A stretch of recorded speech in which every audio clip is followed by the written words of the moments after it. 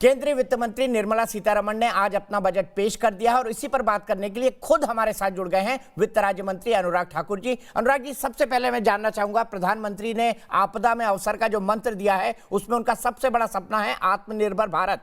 कैसे बजट आत्मनिर्भर भारत के गोल को पूरा करता है?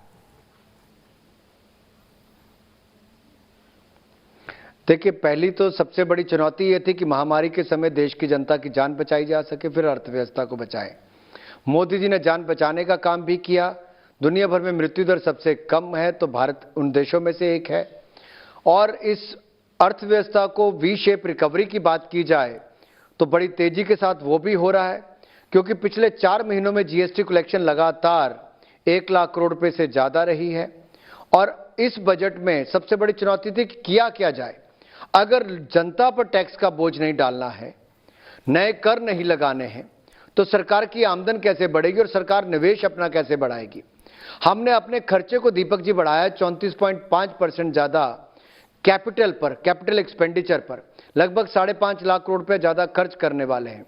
मान लीजिए सड़कों पर 1,18,000 करोड़ रुपया खर्च होगा, रेलवे पर 1,10,000 करोड़ रुपया कैपिटल एक्सपेंडिचर के लिए दे रहे हैं। जल जीवन मिशन पर हर घर में नल देने के लिए और जल देने के लिए 50,000 करोड़ दे रहे हैं। प्रधानमंत्री आत्मनिर्भर स्वस्थ भारत योजना 64,180 करोड़ खर्च कर रहे हैं। स्वास्थ्य के क्षेत्र में 137% वृद्धि ज्यादा है। यह अपने आप में बड़ी बात है। हेल्थ केयर इंफ्रास्ट्रक्चर को हम और मजबूत कर रहे हैं, ग्रामीण स्तर पर, जिला स्तर पर। और तो और किसानों के लिए 65,000 करोड़ का पीएम किसान सम्मान निधि में प्रावधान किया। एग्रीकल्चर सेस लगाने जा रहे हैं ताकि किसानों के लिए कृषि का आधारभूत ढांचा बनाकर दे सकें। मनरेगा का बजट 73,000 करोड़ रुपए रखा है, जो कांग्रेस के 30,000 करोड़ के मुकाबले दुगने से ज्यादा है। ऐसे बहुत सारे कदम हम उठाने जा रहे हैं जिससे इंफ्रास्ट्रक्चर में खर्चा भी होगा, रोजगार भी पैदा होंगे और अर्थव्यवस्था को तेजी भी मिलेगी। सबसे बड़ा सवाल यहां पर आपने एक बहुत इंपॉर्टेंट बात की कि हमारी इकोनॉमी वी शेप में जा रही है, इसीलिए आईएमएफ ने कहा है कि भाई 11% की ग्रोथ रेट को हम पा सकते हैं। मेरा सवाल है आम जनता से समझने के लिए, वो ये कि वी शेप इकोनॉमी का क्या मतलब है। और आपके क्रिटिक्स यानी विपक्षी दल कहते हैं वी नहीं जा रही है तो ऊपर नहीं जा रही है, के शेप जा रही है, अमीर और अमीर होता जा रहा है, गरीब और गरीब होता जा रहा है। क्या यह वस्तुस्थिति है? देखिए, आंकड़ों को कोई झुठला नहीं सकता और आंकड़े स्पष्ट दिखा रहे हैं कि जो पहले क्वार्टर में, पहली तिमाही में -23.9% ग्रोथ दर थी, -23 थी, वो अगले क्वार्टर में, अगली तिमाही में -7 रह गई।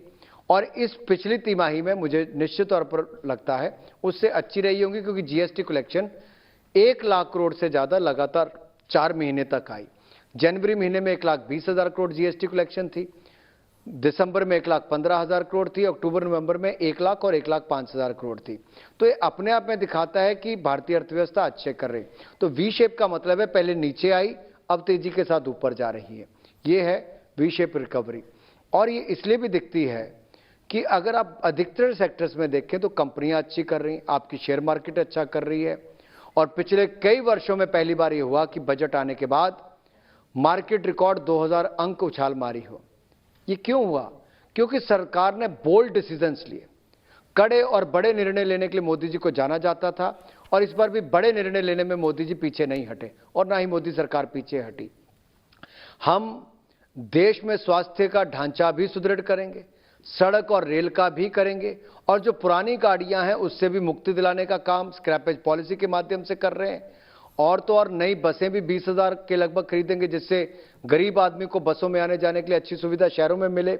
मेट्रो लाइनों को लगभग दुगना करने का हम टारगेट रख के चल रहे हैं। साथ ही साथ किसानों की आय को दुगना करने के लिए, जहां हम स्वामीनाथन कमेटी की रिपोर्ट को लागू किया कि लागत प्लस 50% मुनाफा दिया, फिर पीएम किसान सम्मान निधि में हमने 1,10,000 करोड़ रुपए किसानों को अब तक दे चुके हैं। प्रधानमंत्री फसल बीमा योजना में किसानों को 70,000 करोड़ का मुआवजा मोदी सरकार में मिल चुका है। और यही नहीं, खाद और बीज, इसकी कोई कमी नहीं आने दी। इस बार भी बजट में हमने 16.5 लाख करोड़ रुपया सुलभ ऋण की सुविधा किसानों के लिए की है। जो हमने आत्मनिर्भर पैकेज में कहा था कि 2.5 करोड़ नए किसान क्रेडिट कार्ड बनाकर देंगे, हमने पिछले 4 महीनों में वो भी बना दिए। 2 लाख करोड़ रुपया किसानों को नए किसान क्रेडिट कार्ड में भी दे दिया। और फिर पशुपालन हो, डेयरी हो, मछली पालन हो, इस सब के लिए हजारों करोड़ रुपए का प्रावधान किया ताकि किसान की आय और बढ़ सके, ग्रामीण क्षेत्र में रहने वाले की आय बढ़े। मनरेगा का बजट 73,000 करोड़ किया ताकि उसको जब खाली वक्त हो तो मनरेगा में दिहाड़ी भी लगा सके। हर तरह से प्रयास किया है कि किसान की आय को दुगना भी करें, ग्रामीण क्षेत्र में मजदूर और महिला की आय भी बढ़े। तो महिला और नौजवान और किसान तीनों के लिए हर तरह का प्रयास इस बजट में किया गया है। सबसे महत्वपूर्ण बात जो हमने आपदा में अवसर की बात कही, अवसर एक ये भी है कि हम कितनी जल्दी वैक्सीनेशन लोगों का करते हैं। आपने 35,000 करोड़ रुपए सिर्फ वैक्सीनेशन के लिए रखा है। वित्त मंत्री जी यानी आपके मंत्रालय ने कहा है कि हो सकता है अगर और जरूरत पड़ी तो और पैसा लगेगा। क्या शुरुआती 35 करोड़ जिनको हम वैक्सीनेशन का टारगेट रख रहे हैं इस साल में, उसके लिए 35,000 करोड़ रुपए सफिशिएंट है? और क्या सबको फ्री वैक्सीन मिलेगी कम से कम पहले लॉट में? देखिए, पहले ये था कि जब कोविड महामारी आई, हमने 15,000 करोड़ रुपए सबसे पहले देश भर में दिया सभी राज्यों को। पीपी किट खरीदने के लिए दिया, मास्क खरीदने के लिए दिया, वेंटिलेटर खरीदने के लिए। फिर हमने कोविड वॉरियर्स की 50 लाख रुपए की इंश्योरेंस भी करा कर दी और भी सारे कदम उठाए, जान बचाने का काम किया। और आज हम कह सकते हैं दुनिया भर में सबसे कम मृत्यु दर भारत में है। जहां एक भी पीपी किट नहीं बनती थी, दीपक भाई वहां पर आज भारत की पूर्ति भी करते हैं और भारत से विदेशों को भी हम भेज रहे हैं। इसी तरह से भारत आज 2 कोविड वैक्सीन बना चुका है, यहां पे निर्माण करके अब दुनिया के 100 से ज्यादा देशों को दे चुका है। ये मोदी जी ने वासुदेव कुटुंबकम की जो बात है उसको पूरा करके दिखाया है। अपने लोगों को भी, विदेश के लोगों को भी करने का काम किया। हिंदुस्तान के लोगों को कोई चिंता करने की आवश्यकता नहीं। 35,000 करोड़ दिया है, आगे भी देने की जरूरत पड़ेगी तो देंगे। जैसे दिल्ली में अभी एक सर्वे आया कि हर्ड इम्यूनिटी बन चुकी है, हर तीसरा व्यक्ति शायद यहां पर अब उसमें वो स्तर आ चुका है। तो ये भी आहिस्ता आहिस्ता देखना पड़ेगा हमें कितने लोगों की वैक्सीनेशन करने की जरूरत है। लेकिन एक बात मैं जरूर कहूंगा, मोदी जी ने जान बचाने का काम किया है, आगे भी करेंगे। अर्थव्यवस्था को भी बचाया है और आपदा में अवसर ढूंढकर जो आत्मनिर्भर भारत बनाने का संकल्प लिया है, हम उसको भी पूरा करेंगे। एक सवाल मैं आपसे क्रिकेट टर्म में पूछता हूं।